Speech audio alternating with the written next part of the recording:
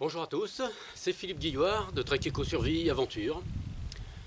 Aujourd'hui, début du mois de septembre, une fois n'est pas coutume, je vais vous présenter une plante qui n'est pas une plante de survie.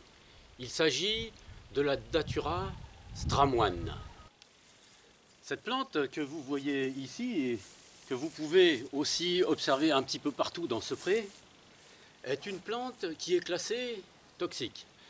Pourquoi est-ce que je vais vous présenter aujourd'hui une plante toxique? Eh bien parce que malgré le fait que cette plante soit considérée comme toxique, elle a aussi des propriétés qui ont permis à certains médecins pendant la fin du 19e siècle et le début du 20e siècle, elle a permis à nombre de médecins de soigner beaucoup de pathologies qui sont assez particulières.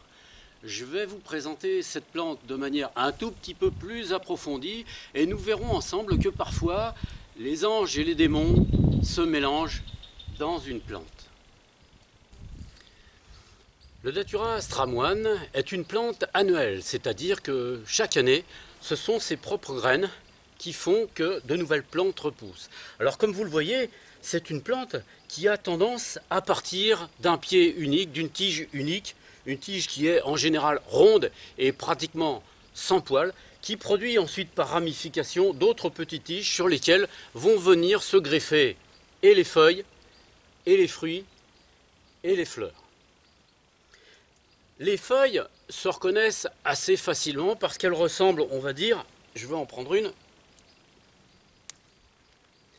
elles ressemblent en gros à des feuilles de platane. Voilà. Elles sont beaucoup plus vertes sur le dessus qu'elles ne le sont sur le dessous. Les fruits ressemblent un petit peu à des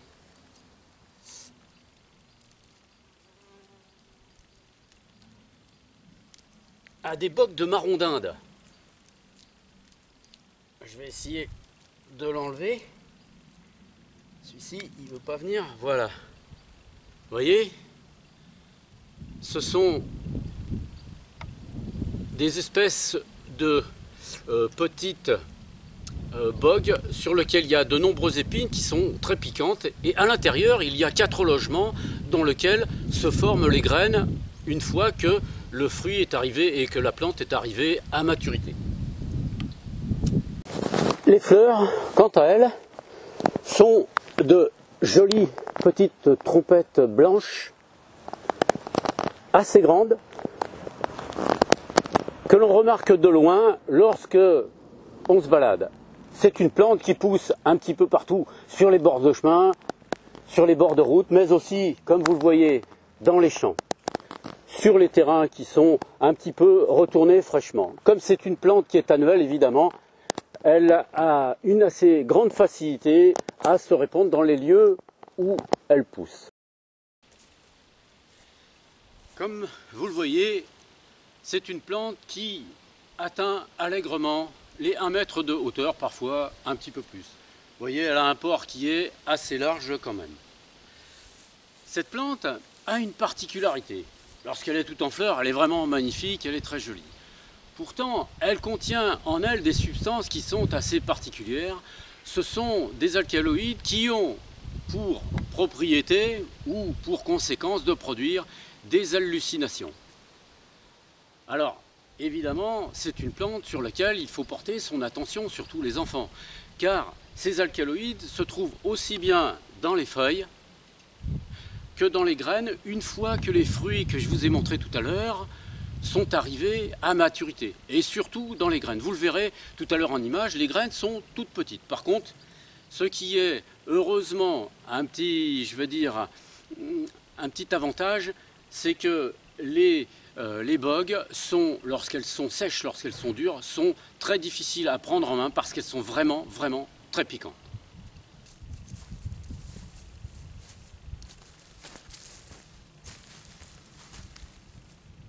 Alors, pourquoi s'intéresser à cette plante, me direz-vous, si elle est si toxique? Eh bien, cette plante, bien qu'elle soit toxique, a été utilisée pendant de très nombreuses années par les médecins à l'époque où ceux-ci utilisaient les plantes essentiellement pour pouvoir soigner les malades.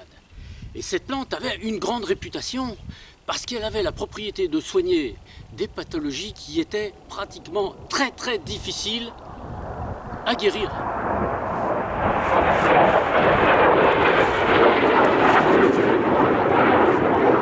Cette plante a aussi été utilisée par nombre de personnes qui pratiquaient des rituels magiques. Alors, on appelle cette plante la pomme du diable ou l'herbe aux sorcières. Pourquoi?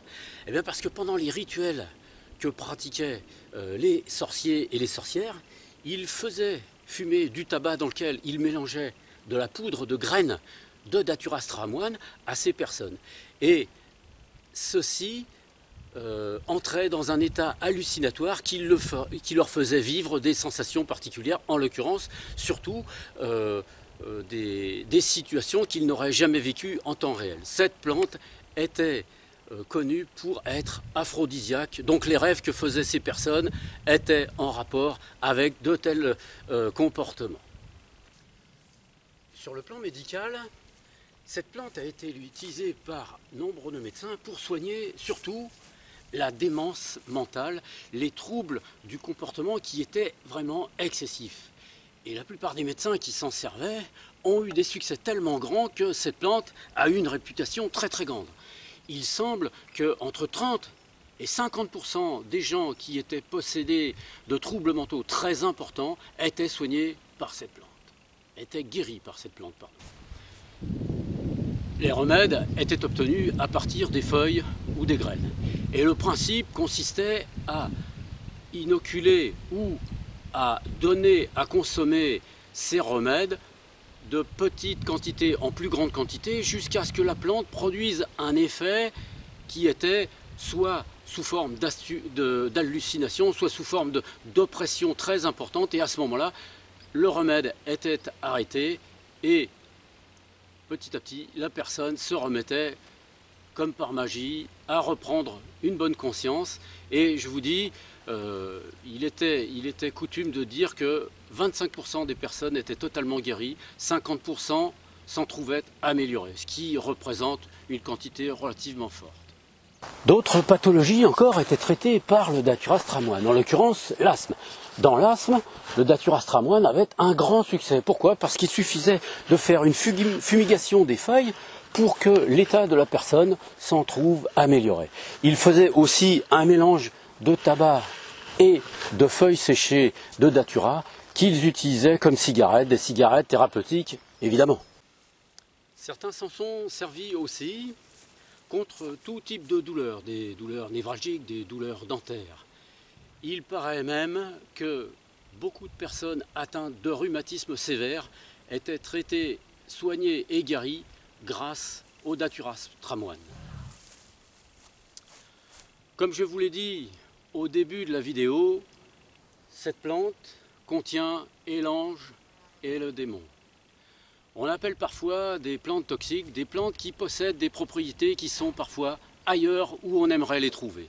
Cette plante est très jolie, il faut y faire attention et surtout éviter de laisser les enfants toucher les feuilles. Le Datura stramoine fait partie de la famille des Solanacées, c'est-à-dire de la même famille que les pommes de terre ou les tomates. C'est une plante annuelle que l'on rencontre surtout en été de juin à septembre. On voit ces belles fleurs blanches, parfois violettes, toujours dressées vers le ciel. Elles sont en forme de trompette, bien insérées dans une gaine en fuseau jaune-vert. Lorsqu'on regarde la fleur dans son axe par le haut, on s'aperçoit que celle-ci est spiralée vers la droite. Bien protégée à l'intérieur de la fleur, on voit ici apparaître son appareil reproducteur.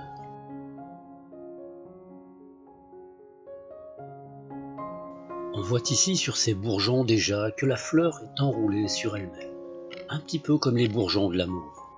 Après que la fleur ait été fécondée, celle-ci fanera, laissant à son origine le début de ce qui deviendra son fruit. Regardez, le fruit est une capsule qui deviendra grosse comme un œuf, sur lequel émergeront de nombreuses épines très piquantes. Ces capsules renfermeront plus tard, dans 4 loges différentes, toutes les graines qui permettront à la plante de se reproduire. Les feuilles, assez grandes, d'un beau vert sur le dessus et plus pâle en dessous, possèdent un limbe assez découpé, faisant penser aux feuilles de platane en plus petit. La tige est ronde, bien verte et sans poils. Elle est creuse, elle se ramifie assez rapidement, ce qui donnera à la plante une apparence assez massive au final. Les feuilles sont nombreuses et grandes, positionnées un peu partout sur la plante. On dit qu'il faut à peu près 40 à 60 grammes de feuilles en infusion pour provoquer la mort. Néanmoins, en matière de stupéfiants, cette dose n'est que relative, certains individus étant sensibles à des doses très faibles, alors que d'autres ont à peine des somnolences avec cette quantité-là. Regardez ce champ. Seuls les daturas ont été préservés par les vaches, elles qui ont l'habitude de tout piétiner. C'est vrai que la plante ne sent pas bien bon. Voici enfin ce qui reste des daturas en hiver. Les feuilles ont disparu. Ne reste plus que les fruits, durcis par le temps, contenant les graines qui vont se disséminer au gré du vent.